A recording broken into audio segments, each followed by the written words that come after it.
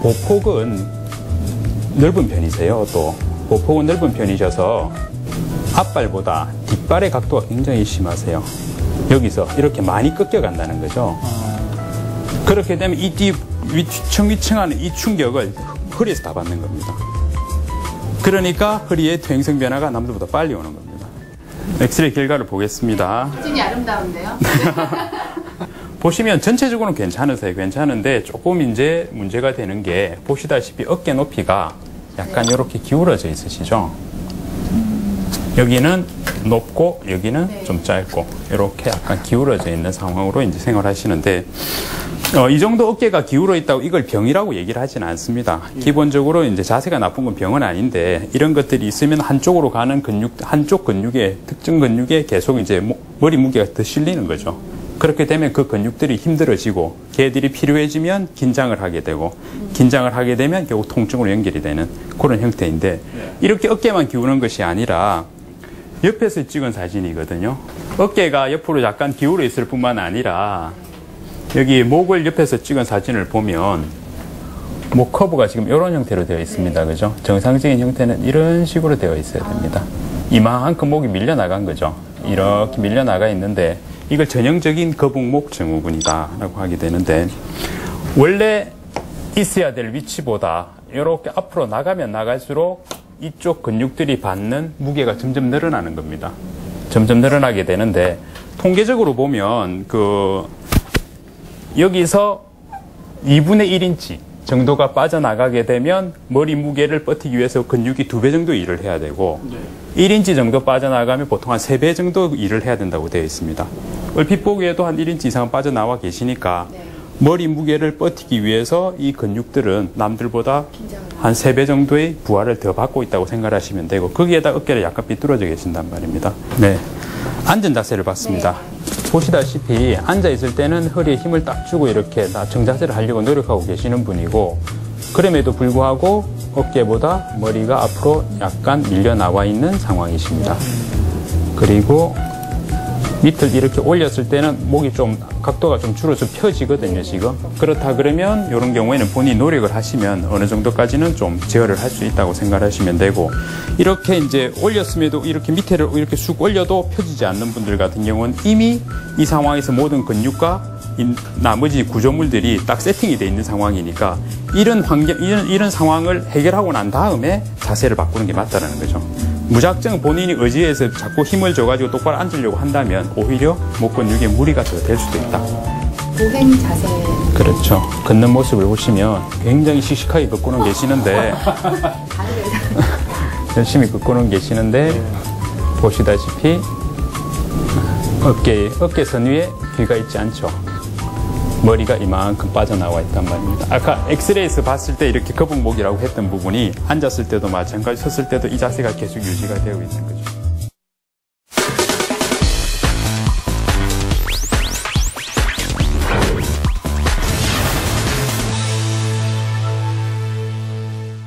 네, 진지하게 아주 심각하게 검사 결과를 듣고 있는데. 네, 덥네요. 네, 좀 걱정 많이 되셨죠? 아니, 근데 이제 본인들은 저런 걸 잘 모르는 거잖아요. 그렇죠. 그럼요, 전혀 몰랐어요. 볼 일이 거의 없으니까. 검사하지 않았으면 몰랐을 거 아니에요. 그러니까요. 어느 정도는 알고 있었어요, 저는. 워낙 좋지 않기 때문에. 네, 좀 걸을 때 약간 걱정을 했어요, 저는. 네. 서상국 씨는 걸을 때 좀 걱정이 되더라고요. 근데 이렇게 검사를 해보면 생각보다 심각한 분들이 많이 계실 것 같아요. 네, 그렇죠. 예. 그러니까 이제 허리가 아프다라고 하면 제일 쉽게 생각하는 운동이 많이 걷기 아닙니까? 그죠? 네. 많이 걸으면 허리에 좋다고 상식적으로 알고 계시는데 그래서 허리를 튼튼하게 만들어서 걷기 운동을 많이 하시는데 저렇게 잘못 자꾸 걷게 되면 오히려 좋다고 했던 운동이 오히려 허리에 무리를 더 줄 수도 있다는 거죠. 근데 걷기 운동 난 열심히 했는데 계속 허리가 아파요 하시는 분들 검사를 해보면 정말 엉터리로 걷고 계시는데 본인은 의지를 열심히 하고 있다라고 생각하시는 분들이 많죠. 예. 요즘 제가 열심히 걸었거든요. 이렇게 걷고 있어요, 이렇게. 안타까운 현실인데 그래서 우리가 이제 간단히 오늘 하루 보행 치료, 그다음에 재활 치료를 좀 시행을 하고 시행 후 모습을 보여드리겠습니다. 네. 아, 치료도 했어요? 네, 간단히. 병원에 오래 계셨어요. 허리에 통증을 유발하는 비정상적인 걸음걸이. 검사와 치료를 통해 이 문제는 얼마나 해결할 수 있을까? 우리 인간이 앉아있거나 누워있는 자세들도 물론 많지만은 또 그 나머지 시간은 서서 걸어 다니는 시간들이 엄청난 부분을 평생을 걸어 다니고 있는 부분이 있기 때문에 이 걸어 다닐 때 팔의 동작이라든지 어깨의 동작이라든지 두 다리의 보폭의 간격이라든지 그리고 뭐 팔자걸음을 걷는다든지 하는 것들 때문에 여러 가지 근골격의 통증도를 유발시키는 부분들이 많아서 이런 보행을 통해서 이 사람들이 어떻게 걷는지를 찾아내줌으로써 이 사람들한테 좀 더 많은 것들을 알려드릴 수 있는 부분이 있다고 생각됩니다. 검사 당일 자세 교정과 치료를 받기로 한 MC들. 먼저 서상국 MC는 허리에 무리를 준 무릎 자세와 보폭을 점검하고 허리와 목을 편 바른 자세로 새로운 걸음을 걸어본다.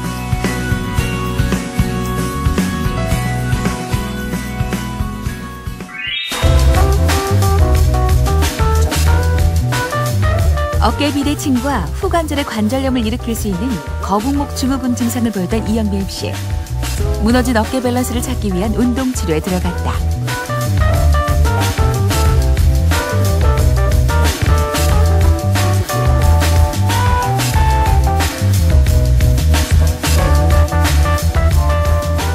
이영미 씨 같은 경우는 왼쪽 어깨가 상당히 많이 긴장이 돼 있어요. 그래서 왼쪽 팔을 드는 동작은 특히나 조심하셔야 되고요. 그렇게 들 때 항상 왼쪽 어깨가 많이 긴장되기 때문에 그거를 막기 위해서는 앞전처럼 팔꿈치를 책상으로 꾹 누르시면 왼쪽 겨드랑이 안쪽 힘이 들어올 겁니다. 그 운동을 충분히 하시고요. 수시로 하는 게 제일 좋고요. 또 하나 이제 머리가 앞으로 많이 나와 있기 때문에 평상시에 벽에 기대서 허리랑 등이랑 머리랑 붙여셔가지고 그 자세가 자연스럽게 나올 수 있겠고 자꾸 연습하는 게 훨씬 좋습니다. 예. 처음에 오셨을 때 검사했던 부분하고 저희가 간단히 몇 가지 포인트들을 치료를 좀 해드리고 검사한 비교 영상입니다.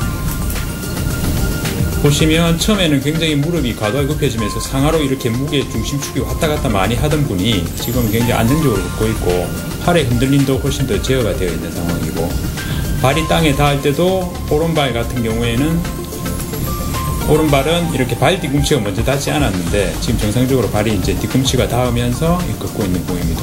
물론 하루 이제 보행 치료를 해가지고 자세를 잡다 보니 굉장히 자세가 아직은 어색한 부분이 많습니다.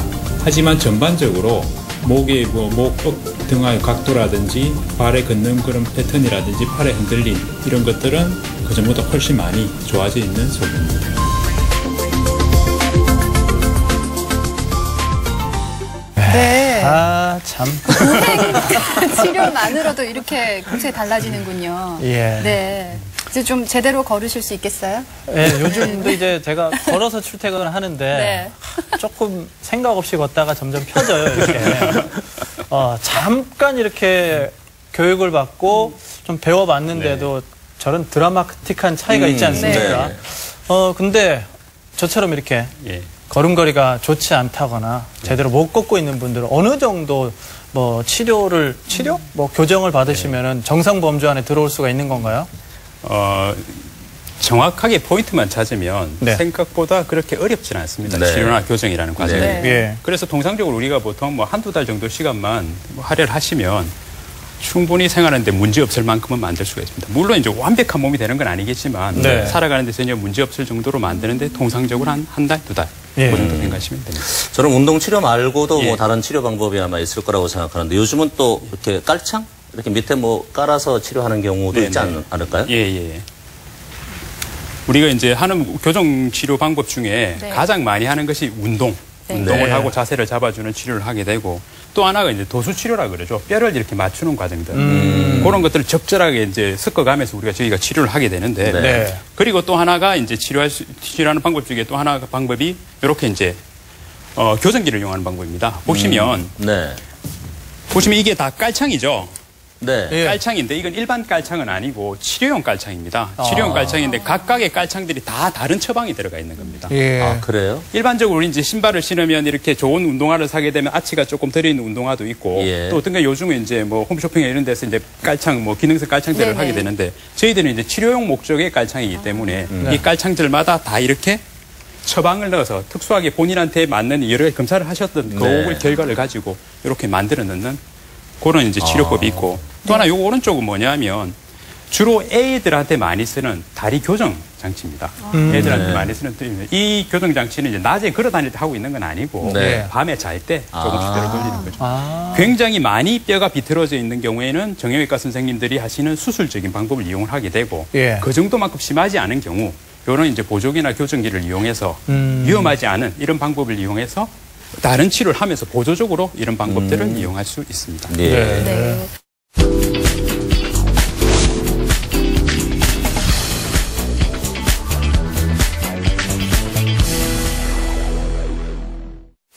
네, 그 말씀하신 것처럼 아이들 경우에는 성장해서 어른이 돼서도 문제가 또 생길 수 있다고 하니까 네네. 아무래도 이 바르게 걷는데 걸음걸이 신경이 많이 쓰이는데 그래서 저희가 준비를 해봤습니다. 네. 네, 전문가의 선택, 소아 걸음걸이의 오해와 진실. 네. 자, 첫 번째입니다. 네. 엑스레이만 찍어도 걸음걸이의 상태를 다 알 수 있다. 자, 원장님의 선택은요? X죠. 네. 결국에는 발은 모양이 중요한 게 아니라